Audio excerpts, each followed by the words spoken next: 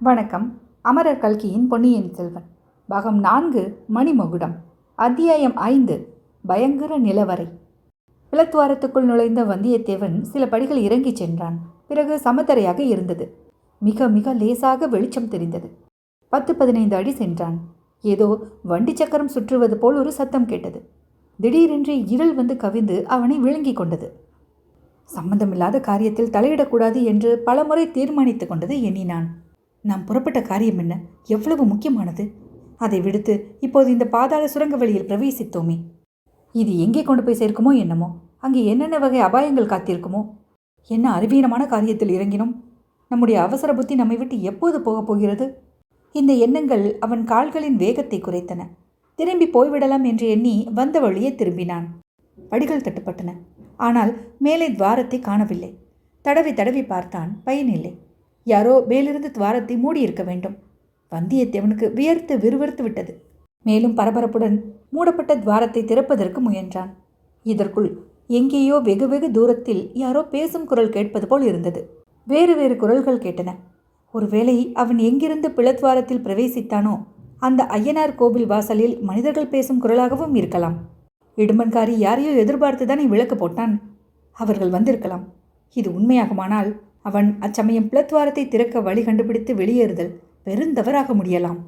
அவர்கள் எத்தனை நேரம் அங்கு உட்கார்ந்து பேசிக் கொண்டிருப்பார்களோ தெரியாது. இடும்பன்காரியின் கூட்டாளிகளான ரவிதாசன் முதலிய சதிகாரர்களானால் நெடுநேரம் பேசிக் கொண்டிருக்கக்கூடும். அவர்கள் எதற்காக இங்கே கூடியிருக்கிறார்கள்? என்ன பேசுகிறார்கள்? என்ன சதி செய்கிறார்கள்? இதையெல்லாம் அந்த வீர வைஷ்ணவன் கவனித்துக் கொண்டிருப்பான்.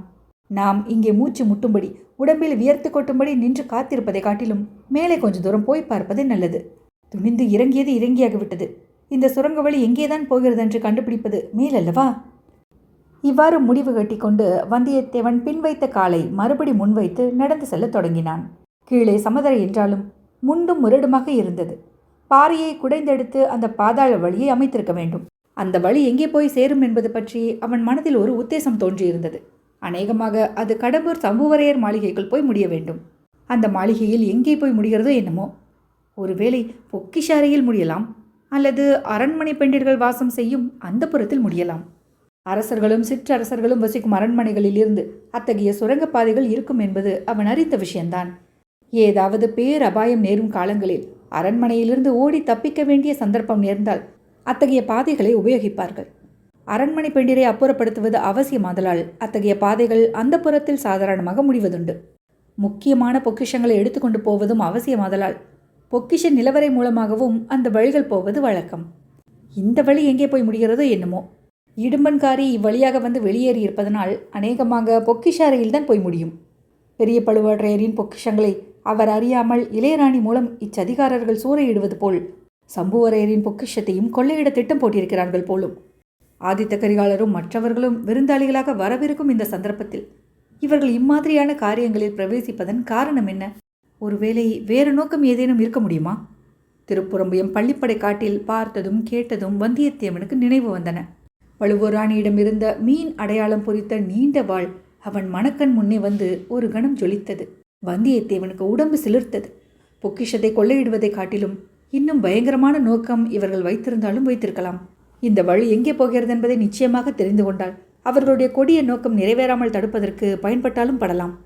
சுரங்க வழியில் நடக்க ஆரம்பித்து சில நிமிஷ நேரம்தான் உண்மையில் ஆயிற்று. ஆனாலும் இருண்ட வழியாக இருந்தபடியால் நெடுநேரமாக தோன்றியது. காற்றுப்போக்கு இல்லாதபடியால் மூச்சு திணறியது. மேலும் வியர்த்து கொட்டியது. ஐயனார் கோவிலிலிருந்து கடம்பூர் மாளிகை எவ்வளவு தூரம் என்று எண்ணிய போது அவனுக்கு முதலில் மலைப்பாய் இருந்தது. ஆனால் மறுபடியும் யோசித்தான். மாளிகையின் முன் வாசலில் இருந்து வளைந்தும் சுற்றியும் சென்ற தெருக்களின் வழியாகவும் பின்னர் காட்டுப்பாதைகளின் வழியாகவும் வந்தபடியால் அவ்வளவு தூரமாக தெரிந்தது.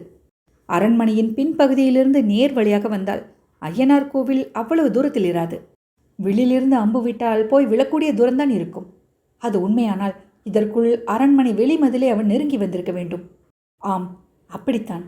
மேலே எங்கிருந்தோ திடீரென்று வந்தியத்தேவன் மேல் குளிர்ந்த காற்று குப்பென்று அடித்தது. வியர்த்து விறுவிறுத்து மூர்ச்சியடையும் நிலைக்கு வந்திருந்த வந்தியத்தேவனுக்கு அந்த காற்று புத்துயிர் தந்தது. அண்ணாந்து பார்த்தான். உயரத்தில் வெகு தூரத்தில் சிறிது வெளிச்சம் தெரிந்தது. பேச்சு குரல்களும் கேட்டன. மதில் சுவர்களின் மேல் ஆங்காங்கு வீரர்கள் இருந்து காவல் புரிவதற்காக அமைத்த கொத்தளங்களில் அது ஒன்றாக இருக்க வேண்டும். அதன் வழியாக சுரங்கப்பாதையில் காற்று புகுவதற்கு ஏற்பாடு செய்திருக்க வேண்டும். ஆனால் காற்றுதான் புகழாமே தவிர மனிதர்கள் கீழே இறங்குவதற்கோ மேலே ஏறுவதற்கோ அங்கே வசதி ஒன்றுமில்லை என்பதையும் வந்தியத்தேவன் கண்டான். கடம்பூர் அரண்மனைக்குள் புகுந்தாகி விட்டதென்ற எண்ணமும் மேலிருந்து வந்து அவன் மீது அடித்த குளிர்ந்த காற்றும் அவனுக்கு புத்துயிரை அளித்து புதிய உற்சாகத்தை உண்டு பண்ணின. சுரங்கப்பாதை போய் சேரும் இடம் இனி சமீபத்திலே தான் இருக்கும். அது பொக்கிஷ நிலவரையா இருக்குமா? பெரிய பழுவேட்டரையரை போல் சம்புவரையரும் ஏராளமான முத்தும் பவளமும் இரத்தினமும் வைரமும் தங்க நாணயங்களும் சேர்த்து வைத்திருப்பாரா? அங்கே பார்த்தது போல் இங்கேயும் அந்த ஐஸ்வர்ய குவியல்களுக்கிடையில் செத்த மனிதனின் எலும்பு கூட கிடக்குமா? தங்க நாணயங்களின் பேரில் சிலந்தி வளைகட்டி இருக்குமா? இம்மாதிரி எண்ணிக்கொண்டே போன வந்தியத்தேவன் காலில் ஏதோ தட்டுப்பட திடுக்கிட்டான். அப்புறம் அது படிக்கட்டு என்று தெரிந்து தைரியமடைந்தான். ஆம், அந்த படிக்கட்டில் ஏறியானதும் பொக்கிஷ நிலவரையை காணப்போவது நிச்சயம். இல்லாவிட்டால் பெண்கள் வசிக்கும் அந்த புறமாய் இருக்கலாம். அப்படியானால் தன் பாடு ஆபத்துதான். கந்தமாறன் தங்கை மணிமேகலை, அந்த கருநிறத்த அழகி அங்கே இருப்பாள். ஒரு சமயம் அவளை மணந்து கொள்ளும் யோசனை தனக்கு இருந்ததை நினைத்தபோது வந்தியத்தேவன் புன்னகை பூத்தான். அந்த புன்னகையை பார்த்து மகிழ அங்கு யாரும் இல்லைதான். ஒருவேளை அந்த புறத்து மாதர் அலங்கோலமாக இருக்கும் சமயத்தில் திடீரென்று அவர்களுக்கிடையே தான் தோன்றினால், இதை நினைக்க நினைக்க அவனுக்கு சிரிப்பே வந்துவிட்டது. சிரித்த மறுகணமே அவனுடைய உடம்பின் இரத்தம் உறைந்து இதய துடிப்பு நின்று கண் விழிகள் பிதுங்கும்படியான பயங்கர தோற்றத்தை அவன் கண்டான். படிக்கட்டில் ஏறினான் அல்லவா? மேல் படியில் கால் வைத்ததும் இனி ஏறுவதற்கு படி இல்லை என்று உணர்ந்து நாம் எங்கே வந்திருக்கிறோம் என்பதை அறிந்து கொள்ள சுற்றுமுற்றும் பார்த்தான். 100 கொள்ளி கண்கள் அவனை உற்று பார்த்தன. அந்த கண்கள் எல்லாம் பயங்கரமான காட்டு மிருகங்களின் கண்கள். முதலில் ஏற்பட்ட பீதியில் வந்த வழியை திரும்பிவிட எத்தனித்தான். ஆனால் பின்னல் வழியை காணோம். மேற்படியில் அவன் கால் வைத்ததும் பின்னால் ஏதோ சத்தம் கேட்டது. சுரங்க வழி தானாக மூடிக்கொண்டு விட்டது போலும். ஆனால் இது என்ன கோர பயங்கரம்! இவ்வளவு காட்டு மிருகங்களும் தனக்காக இங்கு காத்திருக்கின்றனவே. வேங்கை புலிகள், சிறுத்தைகள், சிங்கங்கள், கரடிகள், காட்டெருமைகள், ஓநாய்கள், நரிகள், காண்டா மிருகங்கள், அதோ 2 யானைகள் எல்லாம் தன் மீது பாய்வதற்கல்லவா ஆயத்தமாக இருக்கின்றன. ஏன் இன்னும் பாயவில்லை? அதோ அவ்வளவு பிரம்மாண்டமான பருந்து! ஐயோ, அந்த ராட்சத ஆந்தை! ஆள் விழுங்கி வௌவால்! தான் காண்பது கனவா? அல்லது இதென்ன? இங்கே ஒரு முதலை கிடக்கிறதே, வாயை பிளந்து கொண்டு கோரமான பற்களை காட்டிக்கொண்டு கிடக்கிறதே. முதலை தண்ணீரில் அல்லவா இருக்கும். இது வெறும் தரையல்லவா? காட்டு மிருகங்களுக்கு மத்தியில் இந்த முதலை எப்படி வந்தது? அம்மா, பிழைத்தேன் என்று வாய்விட்டு கூறினான் வந்தியத்தேவன். தன்னை சூழ்ந்திருந்த அந்த மிருகங்கள் எல்லாம் உயிருள்ள மிருகங்கள் அல்லவென்பதை உணர்ந்தான். சம்புவரையர் குலத்தார் வேட்டை பிரியர்கள் என்று கந்தமாறன் கூறியிருந்தது நினைவு வந்தது. அந்த வம்சத்தினர் வேட்டையாடி கொன்ற மிருகங்களில் சிலவற்றின் தோலை பதன்படுத்தி உள்ளே பஞ்சும் வைக்கோலும் அடைத்து உயிருள்ள விலங்குகளைப் போல் வைத்திருக்கும் வேட்டை மண்டபம் ஒன்று அந்த மாளிகையில் உண்டு என்று கந்தமாறன் கூறியதும் நினைவு வந்தது. அந்த வேட்டை மண்டபத்துக்குள் இப்போது தான் வந்திருப்பதை வந்தியத்தேவன் அறிந்து கொண்டான். ஆயினும் முதலில் ஏற்பட்ட பீதியினால் உண்டான உடம்பு நடுக்கம் நிற்பதற்கு சிறிது நேரம் ஆயிற்று. பின்னர் ஒவ்வொரு மிருகமாக அருகில் சென்று பார்த்தான். தொட்டு பார்த்தான், அசைத்து பார்த்தான், மிதித்தும் பார்த்தான். அந்த மிருகங்களுக்கு உயிர் இல்லை என்பதை நிச்சயமாக தெரிந்து கொண்டான். பின்னர் என்ன செய்வதென்று யோசித்தான்.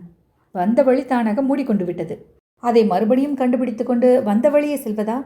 அல்லது இந்த பயங்கர மண்டபம் கடம்பூர் மாளிகையில் எந்த பகுதியில் இருக்கிறது என்று கண்டுபிடிப்பதா? வேறு எந்த அறைக்குள்ளேனும் இங்கிருந்து வழி போகிறதா என்று கண்டுபிடிக்கும் முயற்சியில் இறங்குவதா? சுவர்களில் எங்கேயாவது கதவு இருக்கிறதா என்று பார்த்து கொண்டு சுற்றி சுற்றி வந்தான்.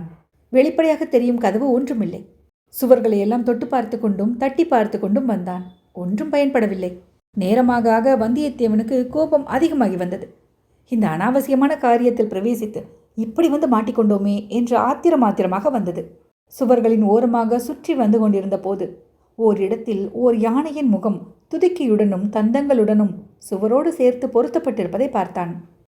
நாசமா போன யானையே, நீ நகர்ந்து கொடுத்தல்லவா என்னை இந்த சிறைச்சாலைக்குள் கொண்டு சேர்த்தாய் என்று அந்த யானையை நோக்கி திட்டினான். யானை பேசாதிருந்தது. உயிருள்ள யானையே பேசாது. உயிரில்லாத நாரும் உமியும் அடைத்த யானை என்ன செய்யும்? துதிக்கையை கூட ஆட்டாமல் சும்மா இருந்தது. என்ன, நான் கேட்கிறேன், பேசாமல் இருக்கிறாய் என்று சொல்லிக்கொண்டே வந்தியத்தேவன் யானையின் தந்தங்களை பிடித்து கொண்டு ஒரு திருகு திருகினான்.